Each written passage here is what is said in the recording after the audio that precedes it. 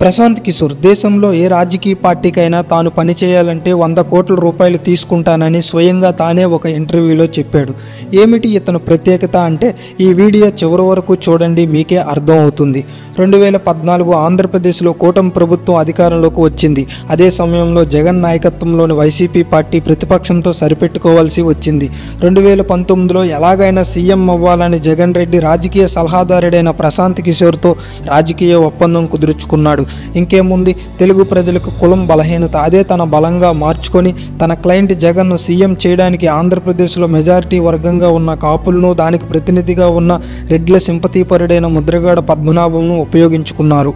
అది ఎలా అంటే కూటమి ప్రభుత్వానికి వ్యతిరేకంగా బీసీ రిజర్వేషన్ల పేరుతో అమాయక కాపులను రెచ్చగొట్టి రెడ్ల సింపతీపరుడైన ముద్రగడ పద్మనాభం గారితో 2016లో తుని కేంద్రంగా బహిరంగ సభ పెట్టించారు. ఆ సభలోకి రాయలసీమ నుండి అల్లరమోకలను పెట్రోల్ ఇచ్చి పంపించి ఉద్యమ తీవ్రత పెంచడానికి పక్కా ప్లాన్తో రత్నాచల ఎక్స్ప్రెస్ను తగలబెట్టించారు. దీనితో అప్పటి కూటమి ప్రభుత్వం ముద్రగడ వారి అనుచరుల మీద కేసు నమోదు చేసింది. ఈ ఉద్యమంలో ఎక్కడా వైసీపీ పార్టీ అధికారికంగా పాల్గొనకుండా కాపులను కూటమి ప్రభుత్వానికి దూరం చేశారు. మెజార్టీ వర్గంగా బీసీలను వైసీపీ పార్టీకి ఓటు బ్యాంక్గా మార్చేందుకు కాపు ఉద్యమం జరిగిన తునిలోనే జగన్ రెడ్డితో కాపులకు బీసీ రిజర్వేషన్ సాధ్యం కాదని ప్రకటన చేయించారు. అప్పుడు బీసీలు కూడా పెద్ద ఎత్తున జగన్కు మద్దతు ఇచ్చారు. ఈ ప్రకటనతో కాపులు ఎక్కడ పవన్కు దగ్గరవుతారని, జనసేనకు ఓటు వేస్తే అది చంద్రబాబుకు వెళుతుందని ప్రచారం చేసి పెద్ద ఎత్తున కాపుల ఓట్లు కూడా వైసీపీకి వచ్చేలా చేశారు.